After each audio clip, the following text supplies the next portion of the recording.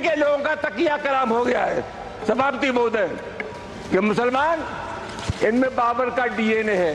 लेकिन सभापति महोदय मैं जानना चाहूंगा कि बाबर को लाया कौन? बाबर को इब्राहिम लोदी को हराने के लिए राणा सांगा लाया था। तो मुसलमान तो बाबर की औलाद हैं और तुम गद्दार राणा सांगा की औलाद हो। ये हिंदुस्तान में तय हो जाना चाहिए। तो ये वही कैटेगरी है, ये वही ब्रीड है जो बाबर से लेकर के औरंगजेब तक और जिन्ना तक को महिमा मंडन करते हैं। तो देश के प्रति इनके भाव क्या होंगे, भारत की विरासत के प्रति इनके भाव क्या होंगे, भारत के महापुरुषों के प्रति क्या इनके भाव क्या होंगे, ये अंदाज़ा इसी से लगाया जा सकता है। और ये लोग अवसरवादी भी हैं, इनको पलटी मारने में कोई देर नहीं लगेगी। राणा सांगा के इतिहास को अगर इन्होंने पढ़ा होता, वो महान योद्धा जिसके शरीर के घाव इस बात को बताते थे कि इन्होंने भारत की धर्म और संस्कृति को बचाने के लिए उस समय किस प्रकार के पराक्रम का परिचय दिया। ये महाराणा प्रताप, महाराणा सांगा, छत्रपति शिवाजी महाराज और गुरु गोविंद सिंह के बारे में ये लोग बताएंगे।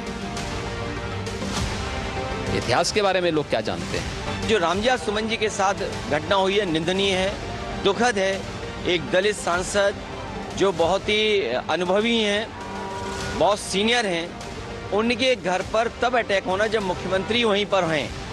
इसका मतलब मुख्यमंत्री जी की सहमति से हुआ है। ये जो जीरो टॉलरेंस की बात करने वालों का जीरो टॉलरेंस ही जीरो हो गया है। इस तरीके की देखिए टिप्पणी करना, किसी मेंबर ऑफ पार्लियामेंट के मुख से ये बात निकल जाना, ये कितना गैर जिम्मेदाराना है। किस प्रकार का, मैं तो समझती हूँ इनको जो है अपने यहाँ से इस्तीफा दे देना चाहिए। इस बात पे आप युवा को भटका रहे हैं, आप इस देश के बच्चों को भटका रहे हैं। उनको माफी मांगनी चाहिए पूरे देश से। और इस प्रकार की विपक्ष से अपेक्षा नहीं है कि आप जो है अपनी राजनीति के लिए भारत का इतिहास जो है कीचड़ में डाल दें। कहीं ना कहीं ये सरकार की जिम्मेदारी बनती है। ऊपर से मेंबर ऑफ पार्लियामेंट की घर इस तरह की घटना हो रही है, जिस तरह आपने संज्ञान अपने बात लाए हैं, क्योंकि हम तो अंदर से हमें इतना इस बात का संज्ञान है, तो बहुत ही दुर्भाग्यपूर्ण है। और आप ये क्या संदेश देना चाहते हैं हमारी सोसाइटी को, और इससे जो यंगर जनरेशन है वो क्या सीखेंगे? किस तरह का उपद्रव जो है मचाया जा रहा है पूरे उत्तर प्रदेश में। मैं समझती हूँ सरकार को उस पर स्ट्रिक्ट एक्शन लेना चाहिए। राणा सांगा के बारे में अब शब्दों से बचना चाहिए और सार्वजनिक रूप में उसके लिए क्षमा करना चाहिए, एक बात है। और दूसरा है, लोकतंत्र में किसी के वहाँ पर हमला या जोर जबरदस्ती, इसकी अनुमति हमारा विधान या हमारी सरकार कभी भी नहीं देती। तो इससे लोगों को भावनाएं आहत हुई है, ये बात सही है। और राजनेताओं को भी शब्द का संयम रखना चाहिए। कृपया लाइक और सब्सक्राइब कीजिए। आप देख रहे हैं Geo9 न्यूज़।